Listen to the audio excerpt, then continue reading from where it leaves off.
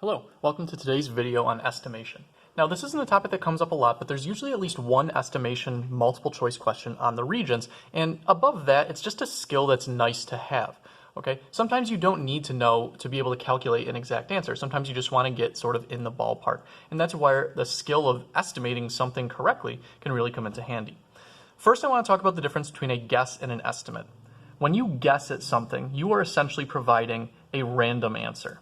Okay? It is not based on anything. You have no clue whether your guess is anywhere close or not. An estimate, on the other hand, is based on something. An estimate is defined as a prediction based on known facts. Known facts.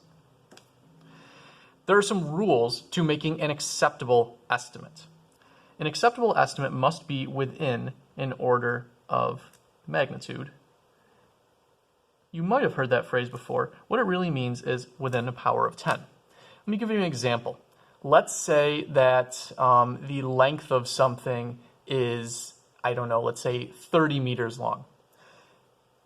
That's the actual length. That's not your estimation. And you are asked to estimate the length. Your acceptable estimate has to be within a power of 10 of the true calculation, which means if the actual length is 30 meters long, your estimate needs to be somewhere between 3, which is 30 divided by 10, or 300, which is 30 times 10 meters. Now that might seem like a huge range, and it is. Obviously you want your estimate to be much closer than, let's say, 3 meters, if this thing is really 30 meters long, or 300 meters. But if we are simply estimating, anywhere between 3 and 300 will do for whatever it is that we are doing with this estimate, okay? It's just really what we're saying is you don't want to be at like 0.3 meters or 3,000 meters or like 300 million meters. Those would all be not acceptable estimates. Anywhere between the number that is the true value divided by 10 and the number that is the true value multiplied by 10 would be acceptable. The other rule for estimates is they can only contain one significant figure.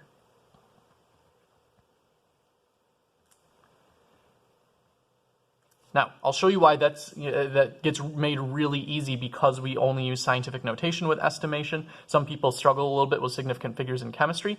Don't worry too much about it. It's not going to turn out to be that big of an issue.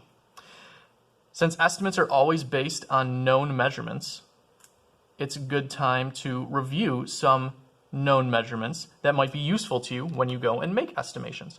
We've done some of these before. So for example, 1 meter, okay? What's something that's about 1 meter? Hopefully this is a fairly shared experience for everyone. If you've ever held a baseball bat, that is approximately 1 meter in length.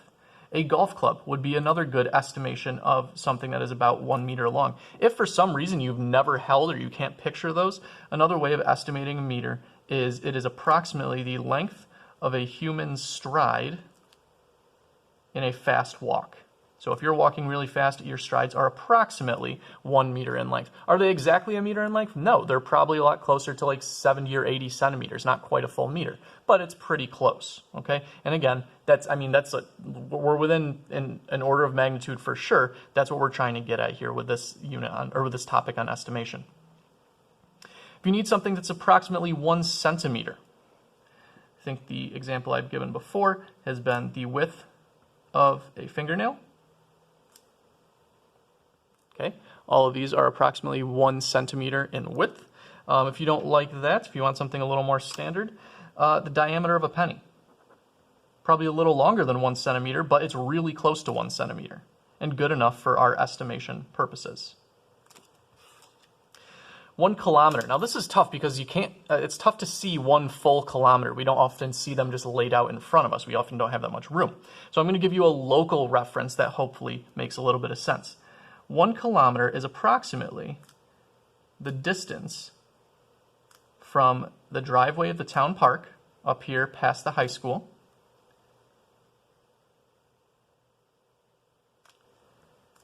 to the Oneida Street and Sulphur Springs intersection.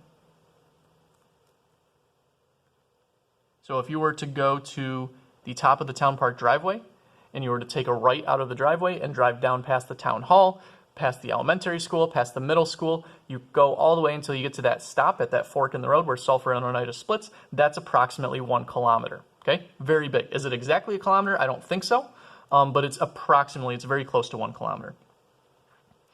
Now for some mass estimations, 1 gram is approximately the same mass as 1 paperclip. So that is approximately 1 gram, okay, more or less. 1 kilogram would be, I'd say, like a standard textbook. So I have my one of the physics textbooks that we use for different things throughout the year. This would be approximately 1 kilogram in mass. I would also say if you have, let's say, like one of those metallic water bottles and it's all the way filled up, that's also about a kilogram. And as far as a time estimation goes, 1 second is approximately 1 heartbeat while you're at rest. So these are known measurements, or at least reference points, that can help you to estimate things that are a little bit more complex. And again, we use estimation when being absolutely correct isn't necessary. Perhaps you're just trying to talk very offhand about something. It's important to be able to estimate correct sizes and not be wildly inaccurate. The goal of any estimation is to get reasonably close to the actual value and, more importantly, to do it quickly. If we want to get the exact value, we can take a little bit more time and actually perform the calculations. But if we just want to get reasonably close, we just estimate, okay? And the whole point of estimation is to do it quickly. If you try to be too precise, that just wastes time, which is why we only try to use 1 significant figure in our estimations. Let me walk you through the process that you should think of while you're estimating something. Let's say you want to estimate the length of 1 unsharpened pencil. The first thing that you should do is you should decide what units that you're going to use. Okay? How are we going to do this? We're trying to estimate length. So here's 1 unsharpened pencil right here. We have to decide the units we should use. Should we try and estimate the size in kilometers? Well, I mean, we could, but I feel like that would be really hard. This is very clearly nowhere near a kilometer long. Should we try and use centimeters? Possibly. Okay? I know that this is going to be some fairly small number of centimeters big. Should we try and use meters? Also possibly. I know that maybe a few of these pencils would be the same length as approximately 1 meter. As long as you're using a unit that makes some amount of common sense, you're going to be okay. I would not try and estimate the length of a unsharpened pencil in kilometers. It just doesn't make sense. It's not something you would ever do. You could always estimate in meters and then go back and turn that into an estimation in kilometers, but that wouldn't be the first thing I think of. Second, okay, so we're going to use meters for this exercise. Let's say we're trying to estimate the length in meters. We start by determining the order of magnitude. We're going to start with 1 meter. Is this object about the same size as 1 meter? Hopefully you can clearly see that it's not. Is this about the same size as a baseball bat? No, not even close. So if it's not the same size as a baseball bat, it's not the same size as 1 meter, we need to go and see if we can make a more accurate estimation. Is this the same size as 10 meters? Well, no, that's actually going the wrong way. So 10 meters would definitely not be the same size or the same order of magnitude as an unsharpened pencil. And I should actually point out that for an unsharpened pencil, 1 meter is within an order of magnitude, but we know we can do better than that. Okay, so instead of going up and making our estimate bigger and bigger, let's go smaller. Okay, let's keep instead of multiplying by 10, let's divide by 10. So we said that it's definitely shorter than 1 meter. Is it the same size as 0.1 meters, a tenth of a meter? And you might say, well, okay, I could definitely see taking a meter stick, breaking it into tenths or so, and then saying, okay, this is approximately the same size, maybe a little bit shorter, who knows? Okay, but at least now you know that you're at a really close order of magnitude. So then third, once you have, okay, I know it's on the order of magnitude of a tenth of a meter, now you can get a little bit more precise. You can say, okay, well, is it closer to 0.1 meters, 0.2 meters, 0.3 meters, and so on and so forth until you have an estimate that is acceptable to you. You wouldn't go any farther than that because that would violate the rule about only using 1 significant figure. So it ends up being, as if we're talking about a pencil, I think the best estimate is about 0.2 meters. We're going to write that in scientific notation. That's how estimates work. You always write them in scientific notation. And this makes it so that you don't really have to worry all that much about that 1 sig fig rule in case you're a little nervous about sig figs.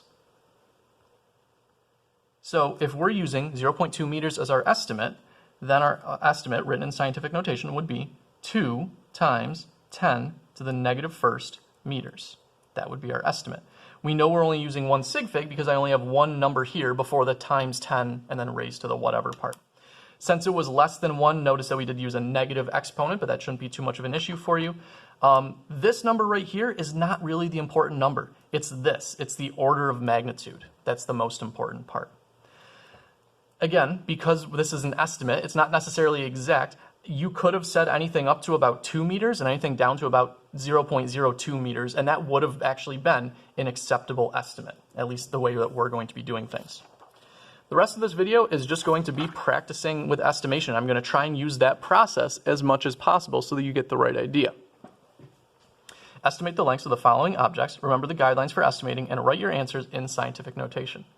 First off, height of an average human being in meters. Okay, so we're being told to estimate in meters, so 1 meter. Is 1 meter an appropriate height for a human being? Well, I mean, maybe. Let's go to the other extremes. What if we multiply that by 10? Is a human 10 meters tall? Is a human the same size as 10 baseball bats? Definitely not. Is a human the same size as a tenth of a baseball bat?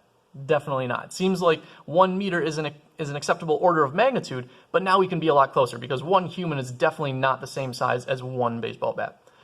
Okay, are they the same size as 2 baseball bats? Are they the same size as 2 meters approximately? I think that's a much closer approximation. So what we're going to say is that the average height of a human being for an estimate is about 2 times 10 to the 0 meters. And again, remember how scientific notation works. 10 to the 0 means 1, so this would be 2 times 1, or 2 meters. Now, are we saying every human being is 2 meters tall? Absolutely not. What we're saying is this is an estimate so that it's as close as we can get without being any more precisely detailed. What about the mass of an average human being in kilograms? We go to our reference. Our reference, let's say, is a textbook. Is a human being the same mass as 1 textbook? No, definitely not. Humans have more mass than 1 textbook. Okay, what about 10 textbooks? If you're struggling with that, think about this. You could probably carry 10 textbooks without too much of an issue. It's not that massive. A human, however, is going to be a lot harder for you to carry in the same way you would carry 10 textbooks. So I'd say 10 is not great, but we're definitely getting closer. What about 100 textbooks? Other than it would be kind of tough to hold them all at once, I would say 100 textbooks is also, if 10 kilograms was a little bit too small, I'd say 100 is about right or maybe a little bit too big. So now that we know that the order of magnitude is, we're somewhere between 10 and 100 for our estimate, now we can go and be a little bit more precise. Do we think an average human mass would be a little closer to 10 textbooks or a little closer to 100? I would say probably a little closer to 100. I might say somewhere around like the 60, 70, 80 range. So for my mass of an average human being estimate, I'm going to use this. I'm going to say that it's, let's say, about 60 kilograms. And for taking into account all the humans in the world, so we might say 6 times 10 to the first. 10 to the first is 10 times 6 is 60 kilograms. And that would be an acceptable estimate. Notice I'm not spending a ton of time worrying about how exactly accurate it is, but I am making sure I'm reasonably close. Now, here's another, mass of the average car. If we said 100 kilograms was too much for the mass of the average human, let's consider the mass of the average car. Would a car be at the same mass as 100 kilograms? I don't think so. Okay, I think a car would be much more. Is it the same mass as maybe 1,000 kilograms? 1,000 textbooks? Possibly.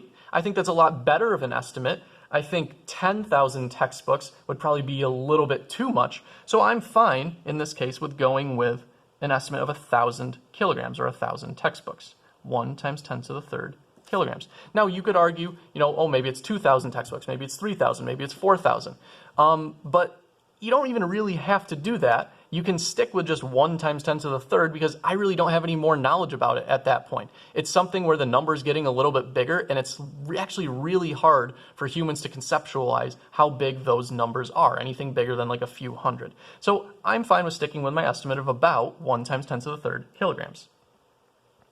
Before I do this height of the third floor roof one, I'm going to do height of the physics classroom because this will play into this one. So I'm going down here. Height of the physics classroom. If you are just in a normal classroom and you look around and you think, okay, well, how much, what's the height of the ceiling? Imagine stacking baseball bats or golf clubs on top of each other until you got to that certain height. I think that I could probably stack maybe about 3 baseball bats before I hit the ceiling. So that means that if I can fit about approximately 3 baseball bats, that's approximately 3 meters. The height of the physics classroom would be 3 times 10 to the 0 meters. Now that'll help me with height of the 3rd floor roof, because that means that below the 3rd floor roof there are 3 levels, each with a ceiling that's approximately 3 meters tall, and there's probably a little bit of space between those floors, maybe about an extra meter of space or so. So based on this other previous estimation that I made, I could estimate that the height of the 3rd floor roof is about, well, 3 plus a little bit, plus 3 plus a little bit, plus 3. I'd say that's probably pretty close to a little over 9, maybe 10 meters. So I would write 1 times 10 to the 1st meters for the height of the 3rd floor roof. Okay, so not only can you use those base measurements, those known measurements from the front, you can also use other estimations to help you make further estimations. Next, time it would take to drive from Sequoia to New York City in minutes. All right, let's start from the beginning here. Does it take 1 minute? Absolutely not. It takes about 1 minute to drive from, well, the high school down to the fork in the road. Does it take 10 minutes? Okay, probably not. It's about how much time it takes to drive to Utica. Does it take 100 minutes? That's about the time it takes to drive to Albany. But we're getting close, okay? Does it take 1,000 minutes? No, that would probably be about the time, let's see, how many hours is that? That's like almost 20 hours. You could probably get to like Florida or Georgia in that amount of time. So somewhere between 100 minutes and 1,000 minutes. I'd say that it probably takes about twice as long, maybe 3 times as long to drive from here to New York City as it does from here to Albany. So maybe my estimate is about 300 minutes, or 3 times 10 to the 2nd minutes. Okay, nice easy estimation. Time it would take to run a lap around the track in seconds. Does it take 1 second? No. Does it take 10 seconds? No. It takes the best sprinters in the world about 10 seconds to run a quarter of the way around the track.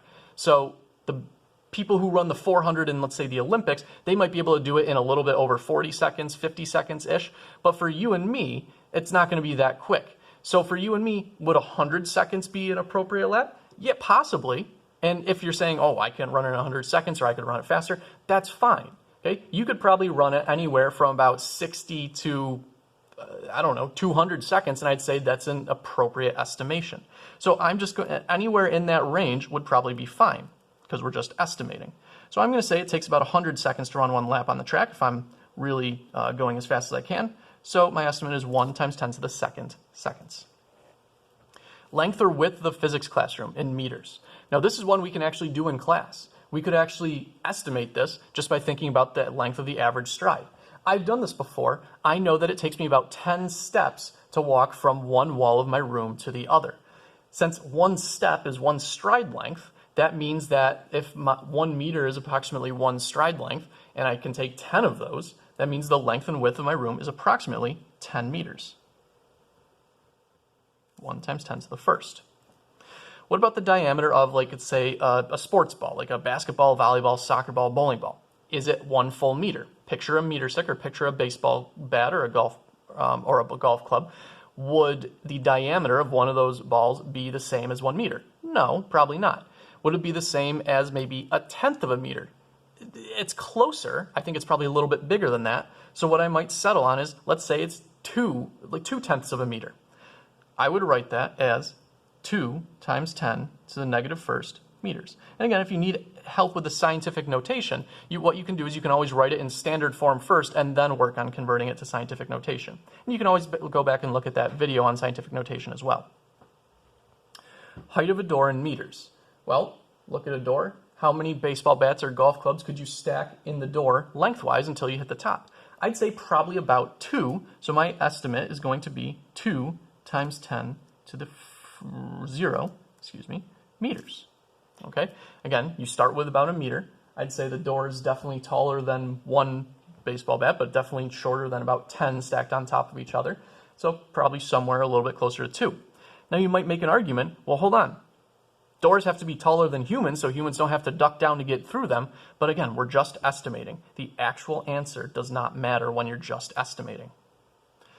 Last one for this section, the mass of a basketball or soccer ball in kilograms. Think of your textbook. If you have an inflated basketball or soccer ball, what would have more mass, the textbook or the ball? Hopefully you're saying the textbook. So I think it's definitely going to be less than a kilogram. Is it 1/10 of a kilogram? Possibly. I don't really know.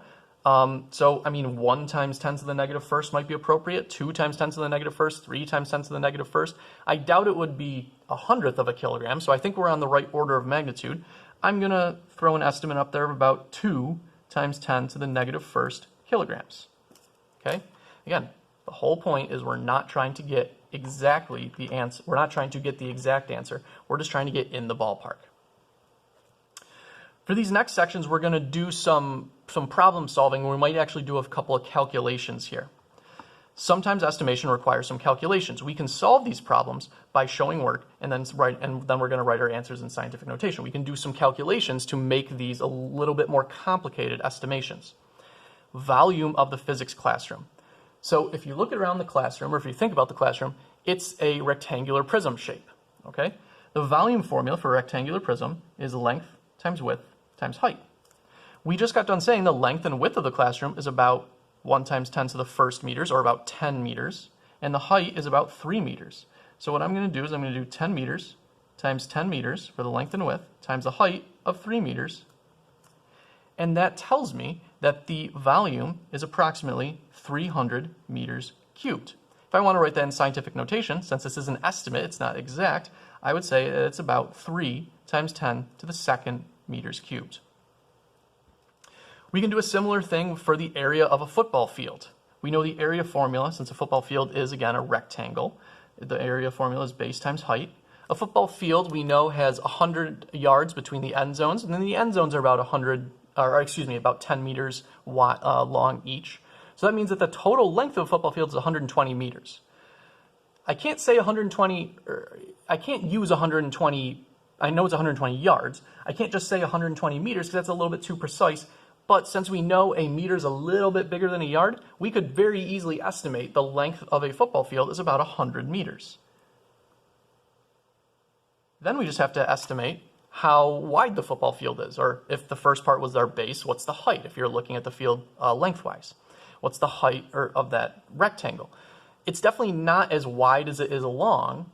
The height's not as big as the base. Maybe it's about half as big, maybe a little bit more. So I'm just going to go with a nice estimate of it's half as big, 50 meters, and therefore the area is 500 meters squared, or 5 times 10 to the second meters squared. This last one for this section is going to use a formula that you're going to get used to very soon. The speed of Usain Bolt, the track sprinter, during a race. The speed formula is, this is the symbol for speed, V with a little hat over it, is distance over time. When Usain Bolt runs a race, he runs for 100 meters, and it takes him about 10 seconds, a little bit under 10 seconds, but we'll just use 10. So the distance he runs is 100 meters. The time it takes him is 10 seconds. If I'm trying to find his average speed, I would divide 100 by 10, and I get 10 meters per second, or 1 times 10 to the first meters per second. Okay, so sometimes we can make little calculations. You can even use estimation to solve some tricky problems that wouldn't necessarily, that would be maybe kind of hard to find the exact answers for. So, for instance, number of heartbeats in a lifetime.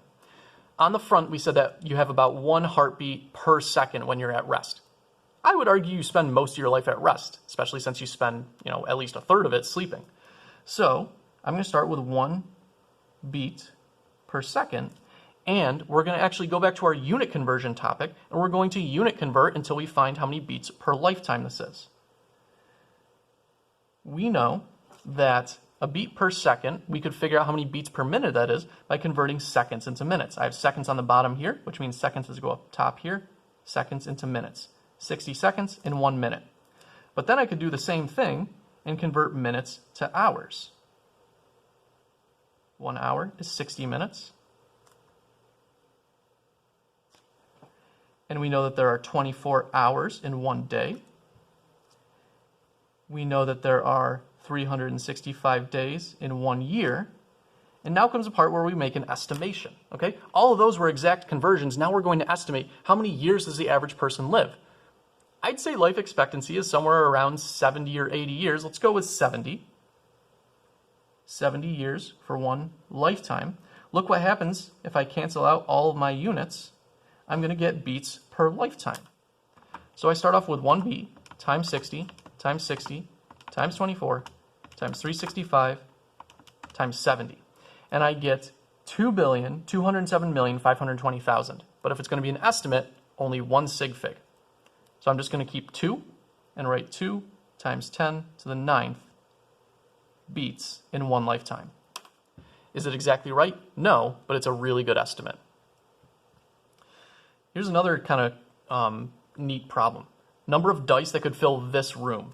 We already know that the room volume, which we found out up here, is about 300 meters cubed. Now picture like a playing die, okay, or a set of dice. They're approximately maybe a centimeter on a side, and if they're a centimeter on a side, then we can find the volume of those dice because a centimeter is just 0.01 meters. I want to make sure to be in meters so I can compare it to the same units here. So if a dice is cube and all the sides are the same length, then the volume of that dice is just going to be the 1 centimeter, or in this case 0.01 meters, and we multiply that by itself 3 times.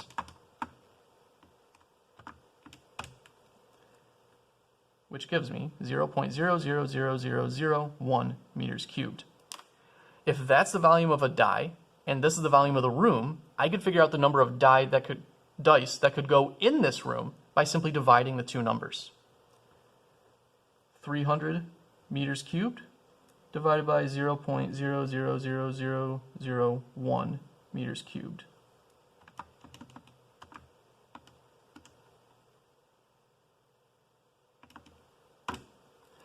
I get 300 million, or 3 times 10 to the 8th dice would be enough to fill this room. Is it practical to go and get 300 million dice to fill this room? No, probably not. But is it an accurate answer? Yeah, it's actually fairly accurate, okay? You could actually fit 300 million dice in this room, and we got that by using some appropriate estimations. A similar problem would be number of quarters that could cover a basketball court. First thing we need to figure out is the court area. Okay, how big is a basketball court? Okay, well, if you think lengthwise, let's compare it to my room. I know my room is about 10 meters. Is a basketball court one of my rooms? No, it's definitely not 10 of my room's lengths. Probably about 2 or 3. I'm going to go with 3. So since the area formula is base times height, I'm going to have 30 meters. The width of a basketball court is probably about 2 of my rooms, maybe a little bit less. We'll go with 20 meters. The area of a basketball court is approximately then 600 meters cubed, or meters squared. Now we need the area of a quarter.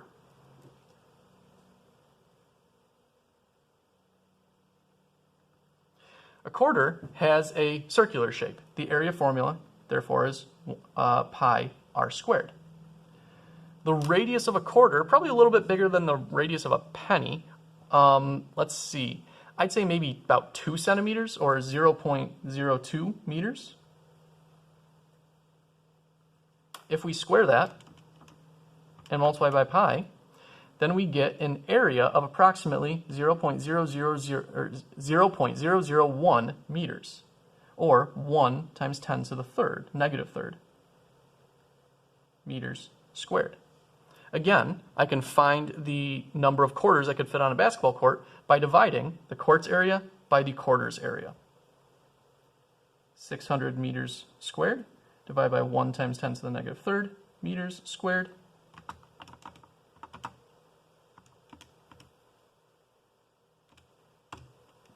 That gets me 600,000 quarters, or about $150,000.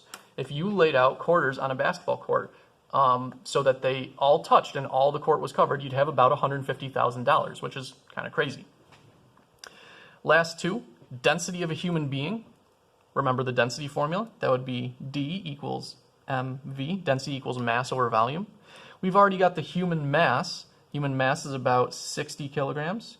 The volume of a human, well, that's going to be weird, but let's estimate a human as approximately a rectangular prism, okay? We know the height of the human. We could estimate the width and, I guess, length, the width and kind of the back to front distance for a human and treat them like a rectangular prism. I know they're not actually rectangular prisms, but it should work here since we're just estimating. I know the height of a human is about 2 meters. The width of the average human, definitely not 1 meter, because a meter stick would be longer than a human if you put it next to their waist. I'd say maybe half a meter or 4/10 of a meter. Let's go with half a meter just to make our numbers nice and easy. And then you would have to measure also like the front to back distance of a human. I'd say that's probably a little bit less than 0.5, maybe about 0.2 or 0.3. I'm going to go with 0.2 meters. So we do 60 divided by 2, divided by 0.5, and divided by 0.2 again. Did I do that right? 60 divided by 2, divided by 0.5, divided by 0.2. And I get a density of approximately 300 kilograms per meter cubed. Again, is that perfectly accurate? No, but it's fairly close. And when you think that humans are mostly made up of water, and water has a density of about 1,000 kilograms, it's at least within the right order of magnitude. The last one we're going to need reference tables for. We want the ratio of the Earth-Sun distance. Sorry, I was running out of room there for you. The ratio of the Earth-Sun distance to the Earth diameter. So basically, how many times bigger is the distance between the Earth and the Sun than the Earth's diameter? The front of the reference tables has a whole bunch of stuff. We even have, and so we're going to get to all this stuff as the year goes on, we have a thing on here that tells us the mean distance Earth to the Sun, 1.5 times 10 to the 11th meters. We're going to estimate, we're going to use 2 times 10 to the 11th just so we have 1 sig fig. We're going to divide that by the diameter of the Earth. Now we're given the radius of the Earth, 6.37 times 10 to the 6th meters.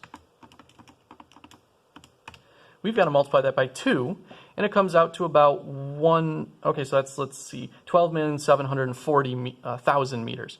We're going to estimate that as 1 times 10 to the 7th meters. When we divide those two numbers, 2 times 10 to the 11th, divided by 1 times 10 to the 7th, we get 20,000. In other words, the distance between the Earth and the Sun is about 20,000 times bigger than the Earth's diameter. Now, let's check that. We have exact numbers on the reference tables. We can see how accurate that is. The Earth-Sun distance is 1.5 times 10 to the 11th divided by 1,274,000. We get that it's about, really, the distance is about 12,000 times bigger, the Earth-Sun distance, than the Earth diameter. So is it exactly accurate? No, but it's really close. Okay, it's fairly close. That's the whole point with estimation. We're not trying to get an exact answer. We're just trying to get relatively close. Probably, and sometimes we just do estimations as like the beginning of what we're trying to do, just to make sure we're in the right ballpark. Anyways, that's it for estimations. Next time, we're going to be talking about vectors. Talk to you later.